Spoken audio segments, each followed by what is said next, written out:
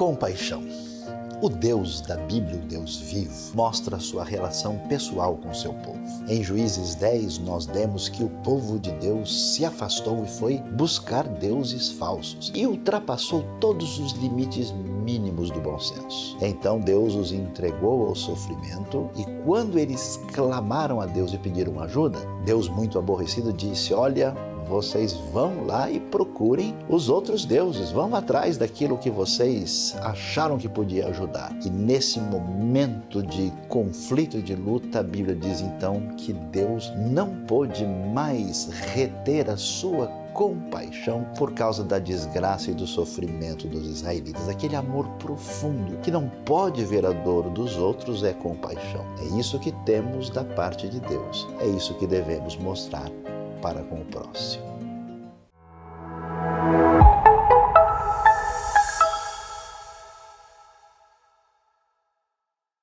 Que bom que você está aqui com a gente, Igreja Batista Nações Unidas, a nossa querida IBNU, bem-vindo! Então vou pedir para você ser nosso parceiro, compartilhe os nossos conteúdos, abençoe seus amigos, seus parentes. Tem um sininho aí para você ficar sabendo de tudo que está acontecendo por aqui, tá bom? Então o convite hoje é: vem com a gente!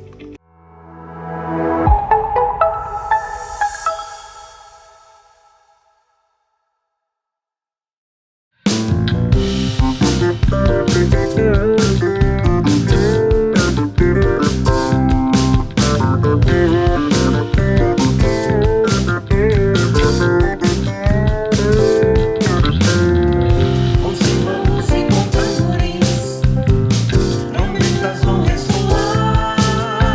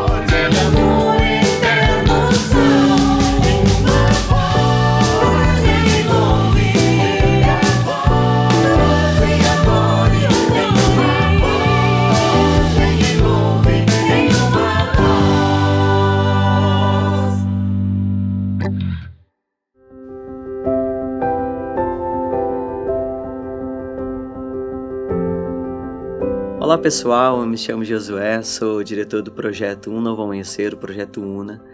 E nesse momento de gratidão eu queria compartilhar com vocês algo que Deus tem feito que é maravilhoso. Deus tem usado a gente para despertar muitos jovens em missões.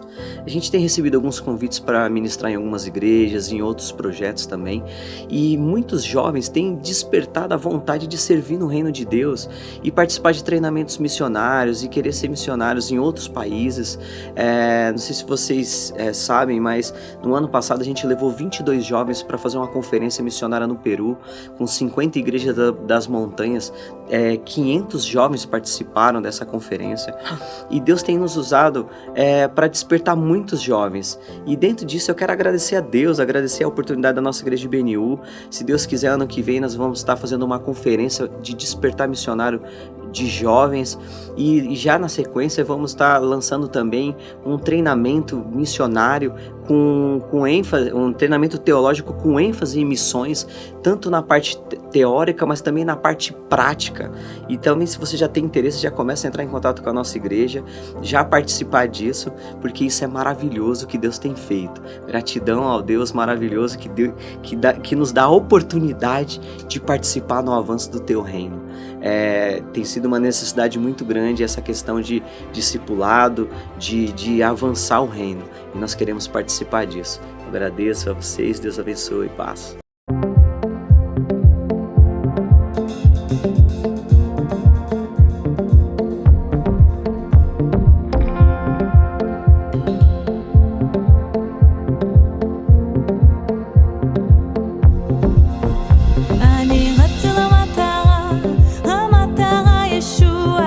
Boy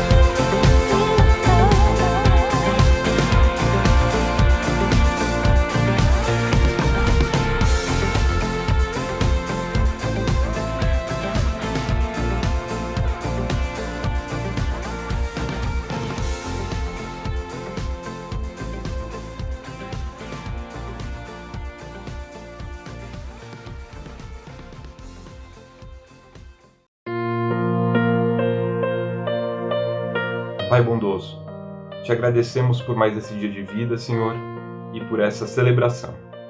Obrigado porque, ainda que estejamos separados fisicamente, às vezes tão distantes uns dos outros geograficamente, o Senhor nos concede essa oportunidade de nos juntarmos em uma celebração ao Senhor. Obrigado, Pai, pelos momentos aqui preparados, de músicas, de louvor, de mensagem. Obrigado por estar conosco nesse dia e peço, Pai, que continue nos abençoando, nos guiando e nos dando sabedoria ao longo da semana. Em especial, peço que o Senhor esteja à frente na vida de cada pessoa aqui participando dessa celebração e das suas famílias, em especial nas áreas em que estão, porventura, passando por alguma dificuldade, seja financeira, seja em questão de saúde ou algum relacionamento, o que for, tenho certeza, Pai, que o Senhor conhece e que o Senhor é todo-poderoso e capaz de ajudar cada pessoa no íntimo do seu coração. Peço que esteja abençoando as famílias, nos guiando, nos sustentando, Pai, como até aqui o Senhor fez. E já agradeço, Pai, por tamanha bondade, amor e misericórdia que o Senhor tem para cada um de nós. É em nome do Teu Filho amado e nosso Salvador Jesus que eu oro neste momento. Amém. Ci sono tada ubu si stana bato chabawoke chikelele ci sono tada ubu si stana bato chikelele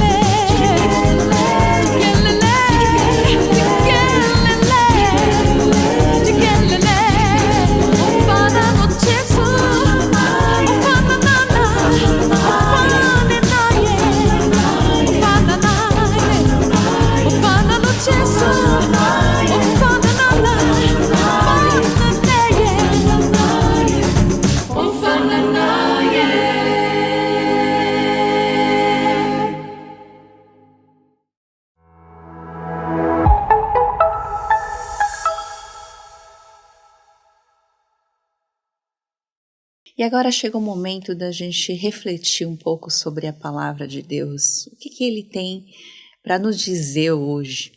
E hoje a gente vai refletir num texto bem interessante, porque muita gente já conhece o texto do nascimento de Samuel, mas a gente vai pensar por uma outra perspectiva. A gente vai pensar sobre a questão do que é um viver abençoado ou amaldiçoado, como muita gente pensa, na relação que a gente tem com o divino. E esse texto de 1 Samuel, só que de 2, quando Ana vai adorar a Deus, exultar a Deus, a gente vai entender um pouquinho sobre esse momento de Ana.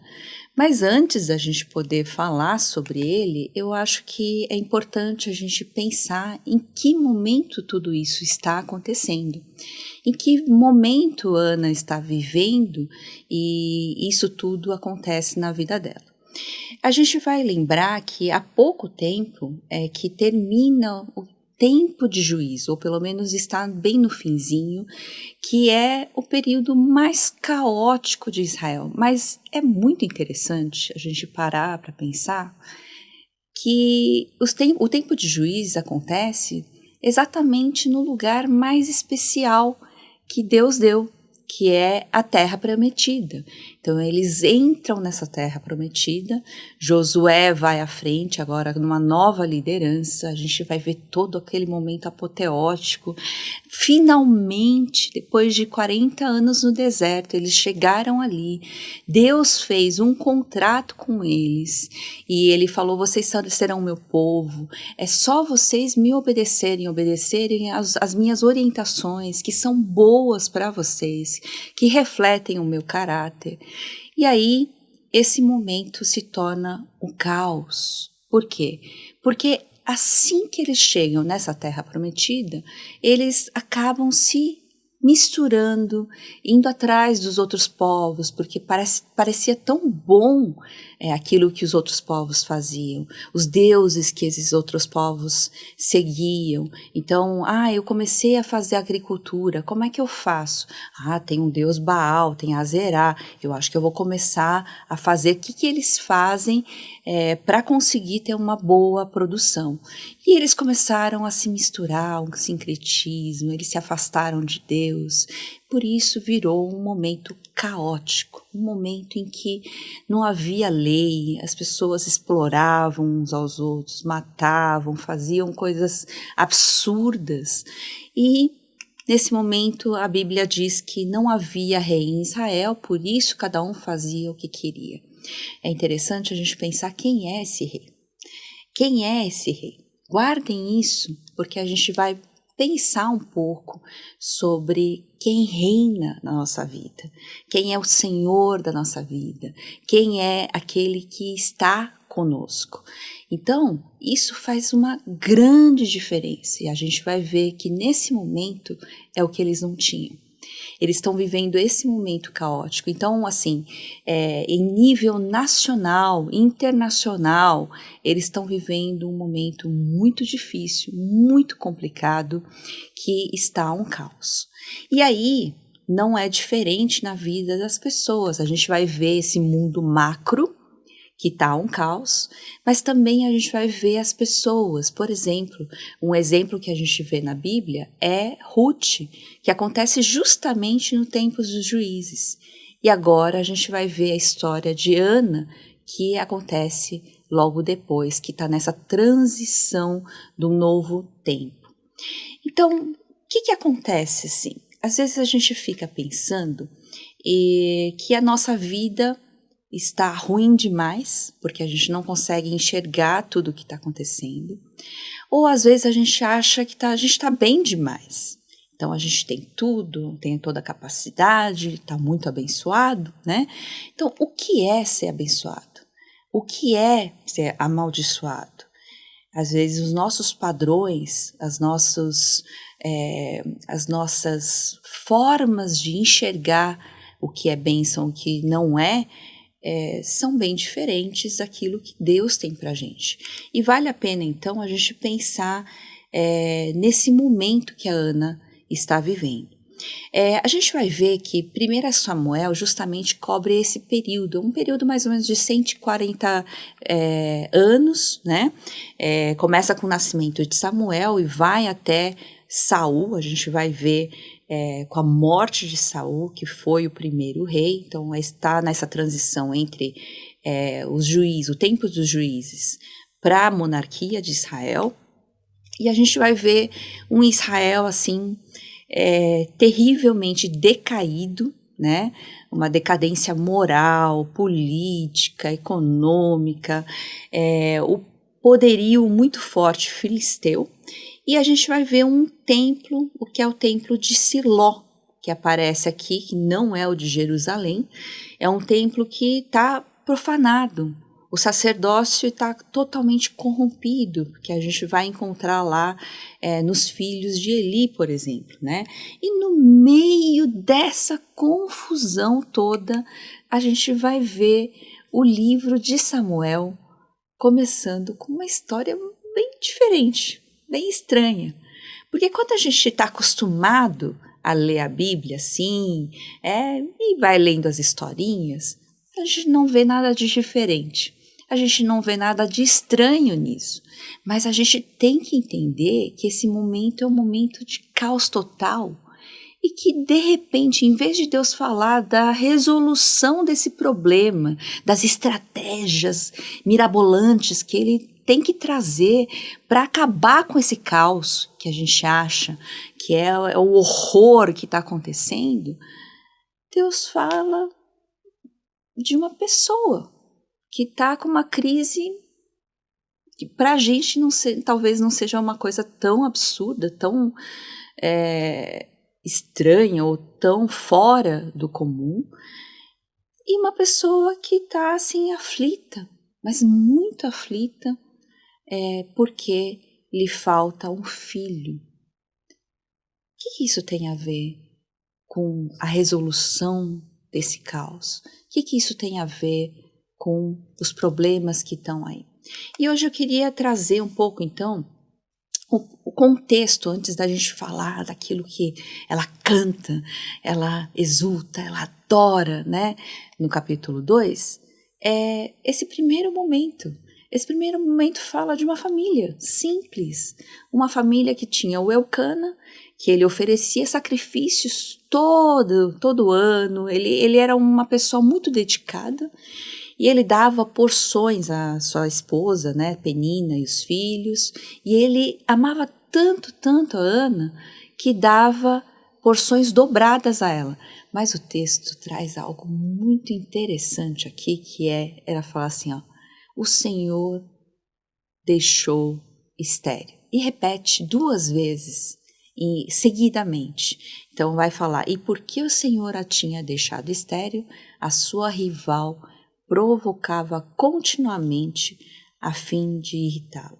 Então, é um negócio muito diferente aqui, como Deus vai trazer essa solução do grande problema.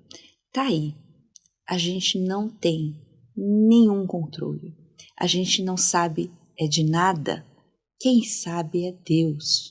E a gente tem a falsa ideia, de que a gente confia nesse Deus, de que a gente vive realmente uma vida com esse Deus. Mas a Bíblia, e essa história especialmente, vai mostrar em que a gente confia, como a gente vive. Então vamos ver. Essa mulher, esse negócio da esterilidade é um negócio muito complicado, porque no mundo antigo a esterilidade não é simplesmente uma falta de filhos. Ela mesma fala, o Senhor, né? Esse texto fala, o Senhor a deixou estéril. O que quer dizer isso? Quer dizer que a vida e a morte, o nascimento de um bebê ou não, o ventre ter a fertilidade ou não, está nas mãos de Deus. É só Deus que pode fazer isso. E incrivelmente, estranhamente, ele fechou o útero. A ideia é essa. Ele fechou o útero da Ana. E agora ela não pode ter filhos. Isso não é maldição? Quem olhasse, quem quer muito ter um filho, eu conheço muita gente que é louca para ter um filho, que faz tudo, gasta dinheiro, gasta esforço, gasta muito. Por quê? Porque é um desejo tão grande, tão profundo de ser mãe. E é muito precioso. É uma dádiva, é um presente de Deus. E nesse momento, quando o texto traz essa palavra, é algo que a gente tem que parar para pensar. Mas será? Puxa, Deus não é bom? Por que Deus fechou o útero de Ana? E nesse momento de caos, nesse momento que ela está vivendo, né, a família toda está vivendo num mundo tão caótico, tão problemático, puxa, Deus não podia dar um filho assim? Imaginem a cabeça, o coração dessa mulher, dessa família. Mas não é só isso. Ela tinha uma rival, uma outra mulher que ficava provocando, que ficava o tempo todo ali irritando. Ela falou assim, a fim de irritá-la. Ela fazia o tempo todo. Ela usava ter filho, porque ela tinha filhos, ela usava essa arma contra a Ana que não tinha. Então a Ana, quando ela subia ali ano após ano, quando ela ia para o templo, para a casa do Senhor, como ele é chamado na Bíblia, ela chorava, ela nem comia. E Eucana, o marido, ele amava tanto que ele falava, puxa vida, será que eu não sou melhor que 10 filhos para você? Eu cuido tão bem de você, eu amo tanto você, eu faço tudo de melhor para você, melhor do que é o que eu faço para Penina, e você não está contente com isso? Então, percebam que o texto parece nos dar a impressão da infelicidade total dessa mulher. Essa mulher que já vive num país, num ambiente que é um caos.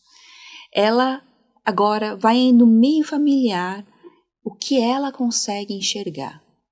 Eu não tenho filhos, Deus fechou meu útero, eu estou estéril, então eu sou amaldiçoada?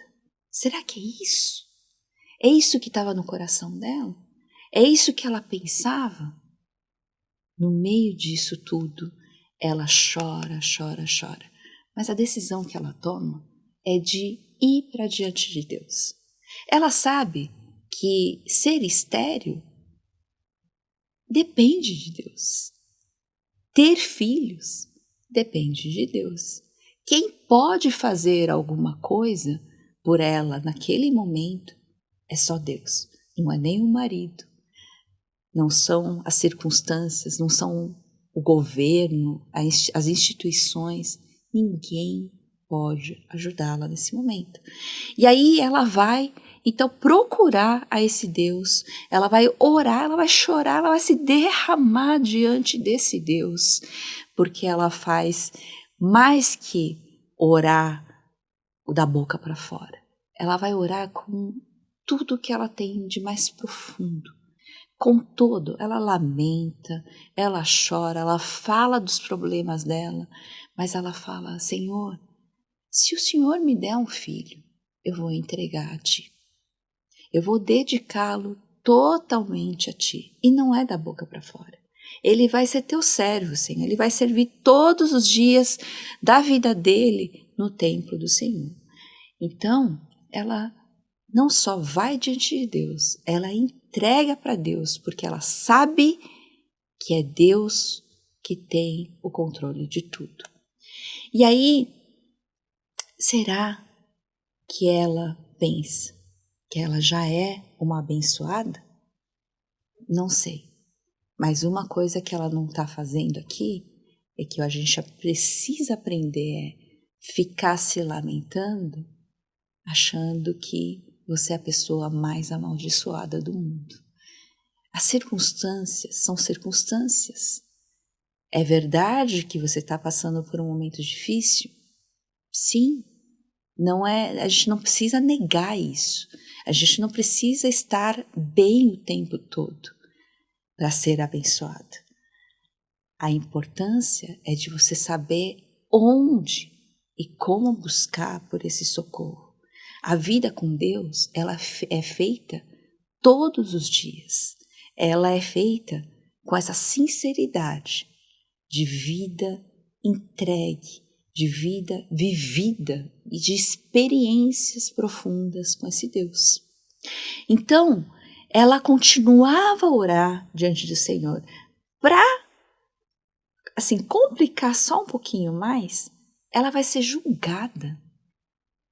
Já não está bom, né? Ela já está passando, né? Ela vive num lugar, num ambiente complicado, tóxico.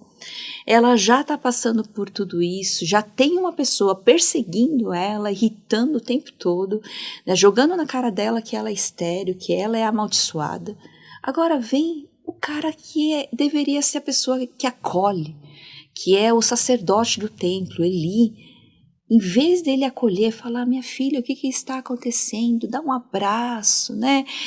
Não, ele chega e fala assim, você está bêbada? Você devia, sai daqui, você não pode ficar fazendo isso aqui nesse lugar que é sagrado. E ela fala, não, meu Senhor, eu não bebi, eu não sou essas mulheres vadias, fáceis por aí, não sou. Eu estou me derramando, eu estou chorando porque eu estou precisando da ajuda do Senhor. É isso que eu estou fazendo. Então, nesse momento, é interessante, é importante, primeiro, ela não precisava debater com ele, provar para ele quem ela era, né? Ela tem a identidade firmada nesse Deus. Ela tem a ter certeza do que ela está fazendo ali. Ela está assim, humilhada, ela está ali quebrada, ela não tem nada a oferecer, mas ela está diante de Deus. E a única certeza que ela tem é que Ele é o único a quem ela pode recorrer, que pode socorrê-la e que está ali com ela. É muito interessante ver essa atitude de Ana. E aí ela vai falar, ela fala, então, vai em paz que Deus vai ouvir a tua oração. E aí vem esse momento interessante, importante, que é depois que ela teve o filho, né, o Samuel nasceu, Deus abençoou, e ela vai ficar com ele até desmamá-lo. E finalmente chegou o tempo em que ela vai entregá-lo no templo. E aí Ana vai fazer esse momento de louvor, assim, uma exultação, uma adoração que vem lá no profundo do ser, que eu acho muito interessante. A gente precisa se atentar a essas palavras tão preciosas que Ana profere aqui quando ela adora o Senhor. Esse cântico ela é chamado até de Magnificat do Antigo Testamento. Como tem de Maria lá no Novo Testamento, né? A gente já tem um precursor que é essa adoração de Ana. E aí a gente vai ter o Magnificat do Novo Testamento, que é a canção de Maria. E a gente também tem Zacarias em Lucas, né? Em Lucas 1. Então, a gente vai ver que esse cântico de louvor é um salmo de exultação, um salmo de adoração. E é interessante que ele aparece bem no início, né, que é no capítulo 2 de 1 Samuel, mas quando vai se fechar o livro de Samuel, lá em 2 Samuel 22, a gente vai ver o cântico de Davi. Então, a gente tem esses dois cânticos no início e no fim do livro e toda a história que foi construída por Deus nesse meio. É muito interessante, muito legal ler a Bíblia, né? Então, a gente vai ver esse momento e acompanhem aqui com a gente. Então, Ana orou assim: meu coração exulta no Senhor minha força é exaltada. Minha boca se exalta sobre os meus inimigos, pois me alegro em tua libertação. Não há ninguém santo como o Senhor, não há outro além de ti. Não há rocha alguma como o nosso Deus. É muito legal. O que é esse negócio de exultar no Senhor? Deus é a fonte dessa alegria suprema de Ana. A fonte da alegria não é o seu filho, Por mais que ele tenha sido dado algo tão pedido, tão desejado por Ana, a fonte da alegria dela não é o filho, é o Senhor. Então ela exulta no Senhor, e porque esse Deus atendeu a oração. E ela fala assim, que minha força é exaltada. Então, no Senhor, o Senhor é que me deu essa força, e essa força significa que esse Deus é que traz a libertação de toda desgraça, de todos os problemas, porque Ele derrama graça, Ele traz uma força que a gente não entende. Não sei se vocês já passaram por isso, mas no momento de maior crise, de maior dificuldade, a gente encontra força, encontra assim uma paz que excede realmente todo entendimento. Isso vem de quem? Isso vem de Deus. E é isso que ela está falando. Minha força é exaltada no Senhor. É isso que acontece quando eu estou com Deus. E aí ela fala da rocha, que não há rocha como o Senhor. Você sabe o que é a rocha? A rocha, a gente tem até lá no Novo Testamento a casa construída em cima da rocha e a casa construída em cima da areia. A gente vai ver, a areia, ela cede, ela não tem essa estabilidade. Quando o salmista fala muito, e a gente vai ver aqui a Ana falando, é que a rocha é estável. Vocês sabem que a gente não tem como encontrar estabilidade nem da nossa cabeça, nem do nosso coração, nem da nossa vida, em nós mesmos. Muito menos nas circunstâncias, muito menos em outras coisas. Então, onde a gente pode encontrar? E a verdadeira rocha é Deus, é o Senhor. Então, é isso que ela está falando. É a fonte inesgotável de segurança para o seu povo, para nós que cremos nesse Deus. Então, se a sua vida está instável, é um motivo para você pensar onde você tem buscado a sua estabilidade.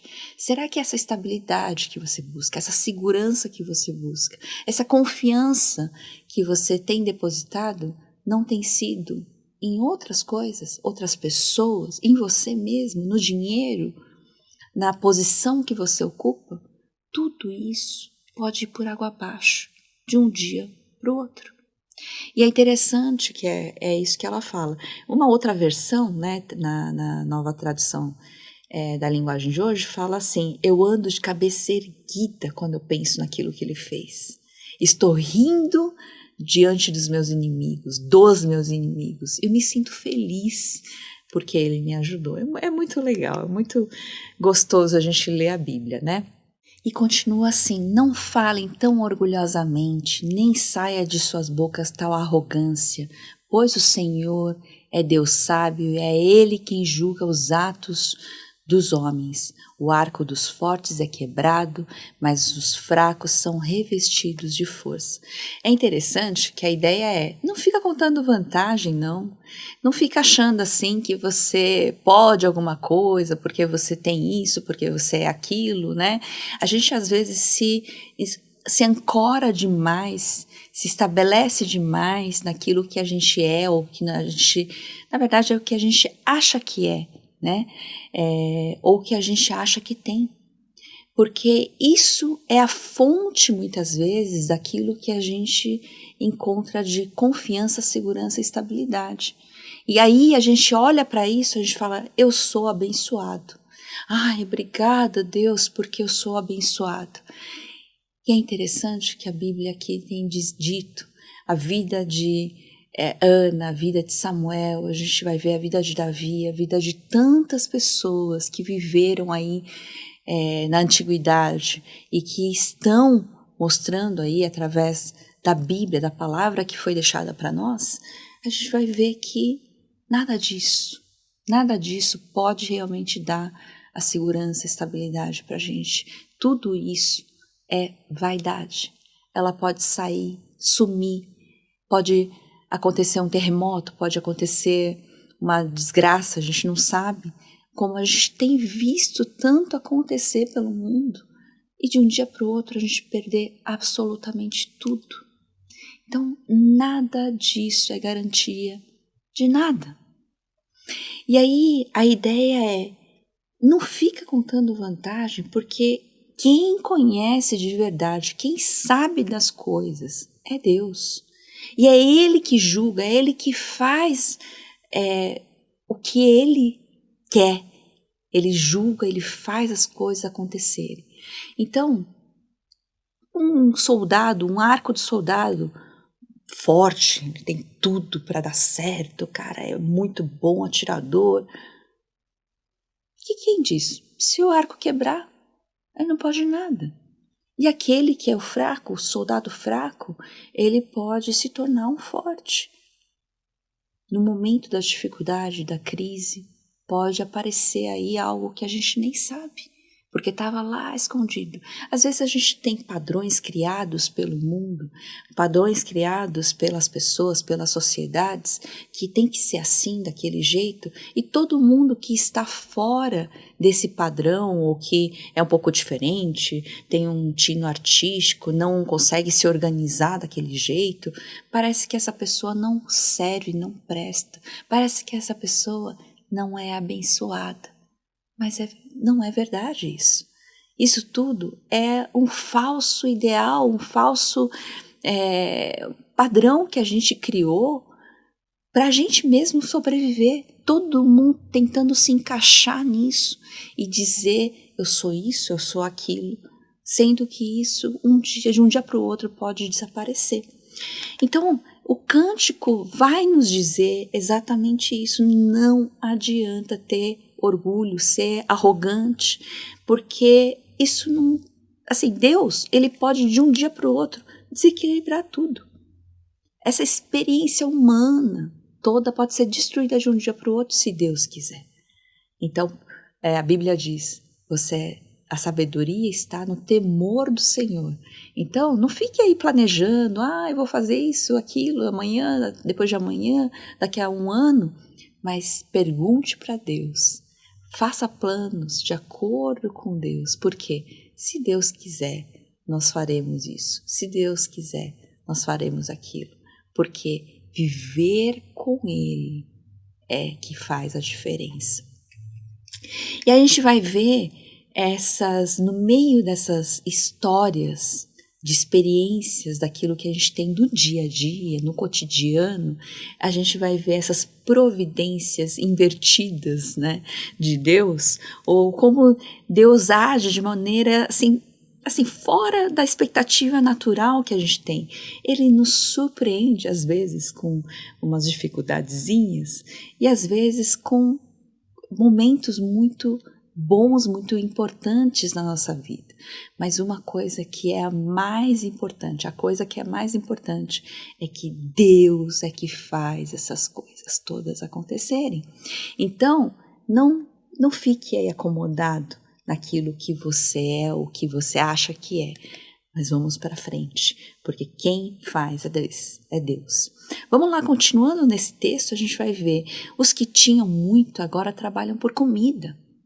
Mas os que estavam famintos agora não passam fome.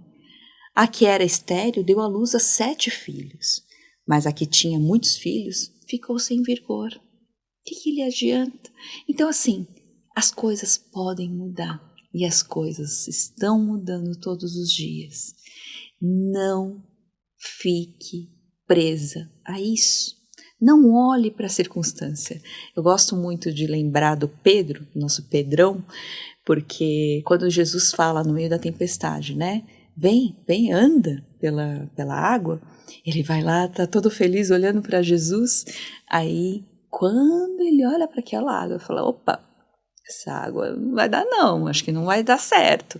Então, quando ele olha para as circunstâncias que ele tá e ele fala, puxa, não vai dar certo, ele não consegue, ele afunda, né? E muitas vezes é isso que a gente faz. Quando a gente olha para as circunstâncias, a gente vai ver que nada está dando certo. Mas quando a gente olha para Deus, a gente vê um Deus que é poderoso e pode fazer as mudanças necessárias. Ele pode mover montanhas, ele pode fazer as coisas todas mudarem de jeito muito sobrenatural que a gente não imagina que pode acontecer. E é isso que ela fala, ela canta, ela fala: o Senhor mata e preserva a vida. É Ele que dá a vida, é Ele que tira a vida. Ele faz descer a sepultura e dela resgata. O Senhor é quem dá pobreza e riqueza. É Ele que humilha e exalta, levanta do pó o necessitado. Quer dizer, não tem nada, a pessoa não tem nada. Levanta e de um monte de cinzas ergue o pobre. Ele os faz sentarem-se com príncipes e lhes dá lugar de honra, pois os alicerces da terra são do Senhor, sobre eles estabeleceu o mundo. Então, lembre-se de que Deus, é o Senhor de toda a história. É Ele que está no controle, é Ele que está agindo, é Ele que faz a diferença. Então, o que é mais importante para a gente do que olhar para Ele? Do que viver com Ele todos os dias. E não é, viver com Ele não quer dizer você separar 3 horas para ficar num quarto orando. Não é isso. Viver com Ele é o tempo inteiro. Ele está dentro. Ele, se você crê nele, se você crê na palavra, Ele vive dentro de você. Então, o tempo inteiro Ele está presente.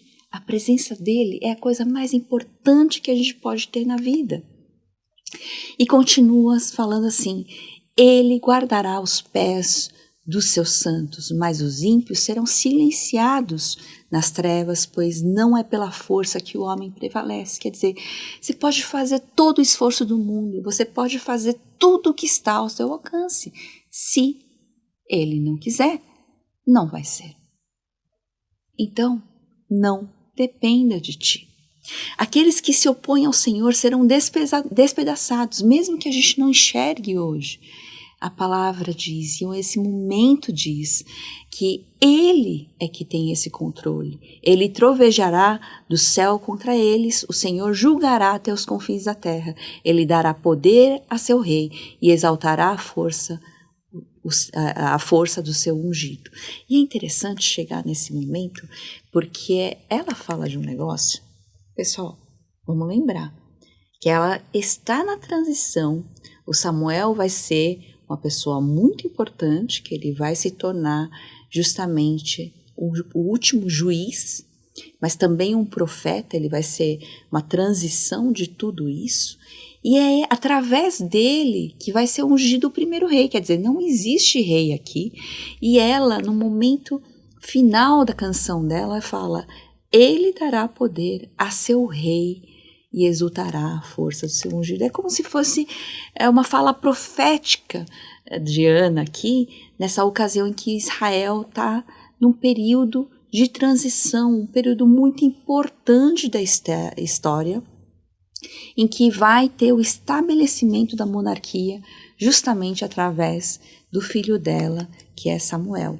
Ela era uma mulher simplesmente, assim, que ninguém daria nada. Era uma famíliazinha ali, pequenininha, que ia todos os anos, 3 vezes ao ano ali, para o templo, participar das festas, orar, chorar muito. Uma pessoa que era considerada amaldiçoada porque não tinha filhos, porque com certeza ela fez alguma coisa para não ter filhos. É o castigo de Deus, né? E essa pessoa vai se tornar, através das mãos de Deus, através do agir de Deus, ela vai se tornar a mãe de uma das pessoas mais importantes de Israel, que é Samuel. Esse que foi o último juiz, que foi o profeta, que ungiu o rei de Israel para começar esse novo tempo, chegando aí lá na frente, em Davi, que vai ser o antecessor de todas as coisas, a promessa, a aliança de Deus que vai chegar no Messias. Então é muito interessante. E eu queria só, assim, dar uma olhada em como é que se estrutura esse capítulo 2 do livro de 1 Samuel, que fala assim, ele começa, tem uma estruturazinha, né? Fala assim, começa com cântico de Ana, com referência aí ao ungido do Senhor.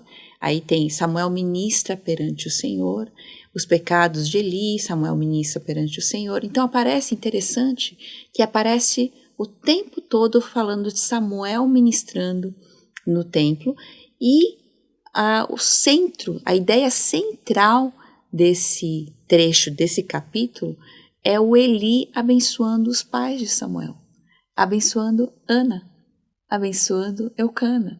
Eucana, na verdade, ele está sendo abençoado por causa de Ana, né, que já esteve lá, que são os pais de Samuel. E aí vai ter uma mudança aí de cenário, quando Samuel já está no templo, que vai ter uma comparação entre aqueles que eram os filhos de Eli, de quem era muito esperado, que são os filhos do sacerdote, os que estão ali trabalhando e servindo a Deus, que deveriam demonstrar um relacionamento, uma vida ética, uma vida entregue a Deus, uma vida abençoada. Eles eram completamente diferentes. Eles eram as pessoas que estavam mais ligadas ao sacrilégio, porque eles desprezavam o altar do Senhor, eles desprezavam tudo que era de Deus, do relacionamento com Deus. Então, não é o lugar onde você está, não é o cargo que você ocupa, não é o nome que você carrega, nada disso faz sentido. A sua vida com Deus, muita gente acaba levando uma vida com Deus impensada. Na verdade, eles não creem. Todo mundo fala assim, não, eu creio em Deus. Não, eu oro. Mas tem gente que ora e nem lembra do que orou. Quer dizer, esse relacionamento com Deus não faz sentido para essa pessoa. Essa pessoa ora assim só para desencargo de consciência. Mas no fundo, ela quer manipular a Deus, porque ela não crê em nada do que a palavra diz, que Deus é o Senhor, é o Deus que pode agir, que pode mudar a história de pessoas, do mundo. Acaba sendo algo mecânico, aquela coisa decorada, repetida, né? E manipulativa. No fundo, você quer buscar resolver ou satisfazer os seus desejos através de um Deus, né? E esse Deus pode ser qualquer um, na verdade você não crê nesse Deus da Bíblia, no Deus de Israel, no Deus que age na história. Então esse é um grande problema que mostra aqui, quando a gente vê a comparação dos filhos de Eli e de Samuel. E é interessante que o texto justamente intercala, ele mostra a vida de Samuel e mostra a vida dos filhos de Eli. Então, o capítulo 2 vai fazer isso o tempo inteiro. E olha só, os filhos de Samuel, os filhos de Eli. Era, pois, muito grande o pecado desses moços perante o Senhor, porquanto os homens desprezavam a oferta do Senhor. E logo em seguida, no versículo 18, vai falar, porém Samuel ministrava perante o Senhor, sendo ainda jovem, que ele era bem novo, bem jovem, vestido em um éfode de linho. Então, a vida com Deus é na presença de Deus o tempo inteiro. Tudo que acontece na sua vida deve estar na presença de Deus. Deve ser conversado com Ele, deve ser entregue a Ele. Não é em um momento, o seu tempo, tudo que você tem, tudo que você deve estar baseado, a sua identidade deve estar baseada nele e no relacionamento com Ele. E aí sim, a gente vai entender que esses encontros, essas experiências com Deus, elas não dependem de nada, nem da eloquência, nem da posse que você tem, nem da riqueza ou da pobreza, não depende da posição, da capacidade, não depende de nada, não depende de mérito nenhum, Porque depende da presença de Deus. Depende de você se entregar a esse Deus, de você realmente se lançar em confiança nesse Deus, crer com todo o seu ser, com a tua mente, com o teu coração, com a tua vida, com tudo. Quando você age, quando você faz qualquer coisa, essa ação é porque você crê nesse Deus? É uma coisa para se pensar. É esperar, porque às vezes a gente tem que esperar. Abraão esperou 25 anos para ver a promessa feita e realizada. Ele não viu muita coisa acontecer, apesar de ele ter tido fé até o final. É reconhecer Deus. Quando a gente ora por algo, a gente poder esperar por isso acontecer, mesmo que seja um não. E a gente poder ver, reconhecer a mão de Deus, o agir de Deus, até quando Ele fala não. Porque tenho certeza que Ele sabe muito melhor o que é bom para você do que você mesmo. E agradecer, adorar, reconhecendo que Deus é o Senhor. Deus pode mudar coisas, Deus pode fazer milagres, Deus é Deus o tempo inteiro, mesmo quando a gente está em crise, mesmo quando, às vezes eu já ouvi muita gente falar, mas esse é um problema tão pequenininho, será que eu posso levar para Deus? Sim, o que é mais impressionante é que Deus, Ele se preocupa com você em todas as suas áreas. E a gente deve levar diante de Deus. A gente deve viver o tempo inteiro com Ele. Então, vida abençoada é sim viver na presença de Deus, entregue e confiando em Deus. Então, Deus abençoe e que a gente possa viver esse relacionamento profundo, esses encontros, essas experiências marcantes com Deus o tempo inteiro. É muito bom, é dinâmico. E você vai ver, você vai poder experimentar isso. Deus abençoe.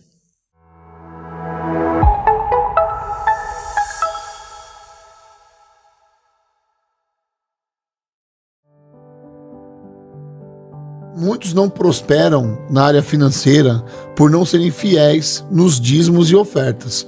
O que você acha dessa afirmação, Sayão? Eu acho que essa informação, essa afirmação, ela é muito limitada. É uma afirmação que não é bem colocada. Por quê? Porque quando você lê a Bíblia como um todo, o primeiro ponto de partida que a gente vê é exatamente isso que a gente chama de justiça retributiva, que vai gerar a crise de Abacuque, que vai gerar a crise no Salmo 73. Salmo 73 discute isso. Porque o salmista, né, um salmo ligado à família de Asaf, que está dizendo, eu não estou entendendo como é que existe a prosperidade dos ímpios. Eu estou só levando chumbo direto, né? Meu pão sempre cai com a margarina, com a manteiga para baixo. Entendeu? E os ímpios estão lá. Meus ímpios estão lá, meu time está na quase da segunda divisão. O pau está quebrando e, que isso, né? Então ele começa a questionar Deus. Então, existe um pavê nas escrituras, em cada camada, né? Existe a justiça retributiva, existe o questionamento, será que essa equação é sempre assim? Aí Deus vai dizer, olha, por enquanto a coisa parece ser assim, mas vai chegar a hora da intervenção divina, essa intervenção vem na história, essa intervenção aparece lá na frente. Então é uma afirmação muito simplista, como se fosse uma negociação, eu dou o dinheiro para Deus, e Deus me devolve aqui. Então eu não acredito que alguém pode contribuir para ser abençoado, porque eu creio o contrário, que quem é abençoado contribui. Porque ele descobre que dinheiro e recurso não são o grande valor da vida. A questão mais extraordinária em relação ao dinheiro, tudo que a gente pensa, é que essas coisas, elas não podem nos controlar. Se eu sou liberto em Cristo, eu é que tenho domínio sobre essas coisas. Então, nesse sentido, quando eu acho a pérola de grande valor, quando eu encontro o valor supremo maior, as coisas podem ser até legais, mas elas perdem o brilho. Elas não fascinam mais. Eu posso ter um carro muito legal, eu posso ter uma casa boa, mas isso não enche os meus olhos nem meu coração. Aí o que eu descubro? Que a razão de ser da vida é amar Deus e o próximo. Então tudo que eu tenho, tudo que eu sou, quem não renuncia a tudo quanto tem não pode ser meu discípulo. Até eu tenho, mas não tem muito. Eu apenas administro, porque eu quero lançar tudo no altar de Deus. Então Deus não pede dízimo, Deus pede a vida toda. Deus pede o teu coração, Deus pede sacrifício vivo. Sai a ovelha, entra você. E aí o que acontece? Eu não dou um dinheiro falando, Deus é o melhor investimento, é o banco celestial, que eu vou dar uma grana lá e vou receber 20% com juro ao mês. Não, eu dou porque eu creio no projeto do reino. Eu dou porque eu quero ajudar quem está morrendo de fome no interior, não sei de onde. Eu dou porque eu quero ajudar a galera que está precisando aí. Então é uma outra pegada. Então o pessoal até faz com sinceridade, acha, olha, eu vou dar, Deus vai me abençoar. Mas é o seguinte, isso aí eu já li da infância. Vamos para frente e atrás vem gente. E a gente chega lá. Deus tem nos abençoado através de muita gente que experimenta a sua caminhada de fé com muita generosidade. Graças a Deus por tantas pessoas que durante toda a caminhada da IBNU tem nos ajudado a fazer diferença. A IBNU tem marcado a sua presença em projetos missionários, humanitários, seu compromisso de ensino da palavra divina, seu trabalho na comunidade, tanto presencial como através das mídias digitais, e nós pedimos o seu apoio a esse projeto para fazer diferença em vários lugares do mundo. A Bíblia vai deixar claro para a gente que com Deus ninguém faz negociação. Não tem essa, você diz, olha, eu vou dar um dinheiro lá na igreja, quem sabe minha vida vai dar certo. A coisa não funciona assim. Nós não acreditamos que você tem que contribuir para ser abençoado. A gente acredita que quem contribui é porque é abençoado. Uma pessoa que entendeu a graça de Deus, que está envolvido nos projetos do reino. Então, meu pedido, a minha oração agora é que você nos ajude em parceria, você que é membro, você que é frequentador, você que é amigo, que é parceiro da IBNU, nos ajude na nossa caminhada de expansão do reino de Deus e que ele receba. Nesse momento você pode aí contribuir através do Pix, através das contas, através da nossa página, e que Deus nos ajude a fazer diferença no reino em sintonia com a missão. Muito obrigado, Deus abençoe a sua vida e abençoe os projetos da IBNU.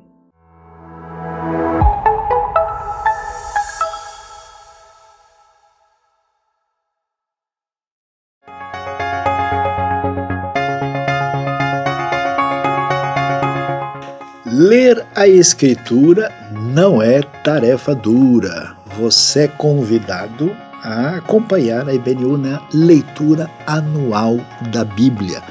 Tudo devidamente dividido para esse ano, que é um ano bissexto de 366 dias. Agora, você talvez já tentou ler a Bíblia e encontrou dificuldade. Por quê?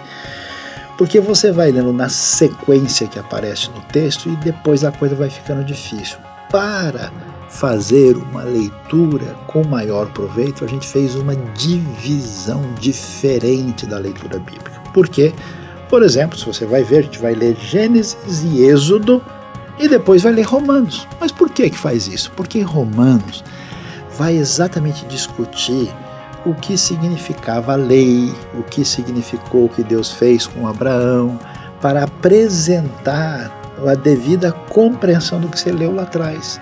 Então você lê Gênesis e Êxodo e opa, agora você lê Romanos, que se encaixa adequadamente em termos de ensino que foi dito lá. Aí você volta, até porque a leitura fica mais interessante, emocionante, né? Você volta agora para Levítico e você sabe que no Novo Testamento tem um livro que praticamente está comentando Levítico, que é Hebreus. Por isso você vai para Levítico, depois para Hebreus, ou seja, uma leitura pensada para quem quer ler aprendendo. Então, acompanhe a gente nessa sequência e lembre-se que leitura da Escritura não é tarefa dura. Olá, como é que você está? Quero falar um pouquinho com você agora sobre os nossos geeks. E o que é o nosso geek?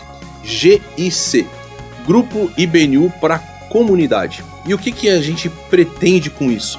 A gente pretende que você tenha um ambiente acolhedor, um ambiente gostoso, um ambiente onde você possa conversar com outras pessoas a respeito daquilo que Deus tem feito na sua vida, ser abençoado por essas pessoas, abençoar também a vida delas e, como um pequeno grupo, poder pensar e agir em relação à sociedade, à comunidade que você está inserido, para que o reino de Deus possa se expandir em todo lugar.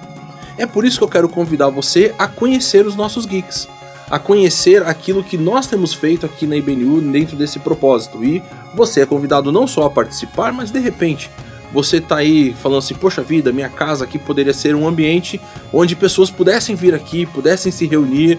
Eu gostaria de inclusive talvez liderar um pequeno grupo desses da IBNU. Vem conversar comigo.